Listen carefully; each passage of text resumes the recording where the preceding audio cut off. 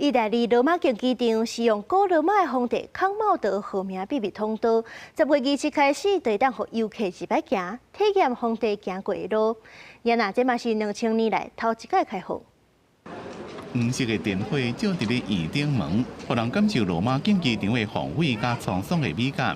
温暖的灯光引导参加暗时导览的游客到底站这条第一遍开放的秘密通道。考古专家讲，这条经过1年时间修理的廊道，是透竞技场的皇帝包厢，古罗马皇帝来看表演拢行这，表面拢保留原本的设计。Il corridoio coperto era rivestito da intonaci dipinti, da stucchi e in una prima fase anche da marmi ed era sicuramente attraversato dall'imperatore e dalla sua famiglia che arrivava così sul podio imperiale. 修复团队认为，这条密道并不是竞技场原本建筑的一部分，是伫公元1世纪到2世纪之间崛起的。这么后面叫做公博德通道。公博德皇帝捌伫咧公元180到192年掌权12年。电影《神龟战士》的内容，就是用这位古罗马皇帝做原型编出来故事。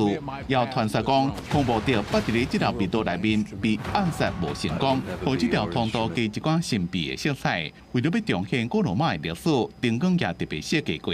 So the lighting of this gallery is marked by two different systems: a warm light that indicates the path to visitors and enhances the beautiful marble of the walls, and a colder light recalling the natural light that used to seep through the holes on the ceiling.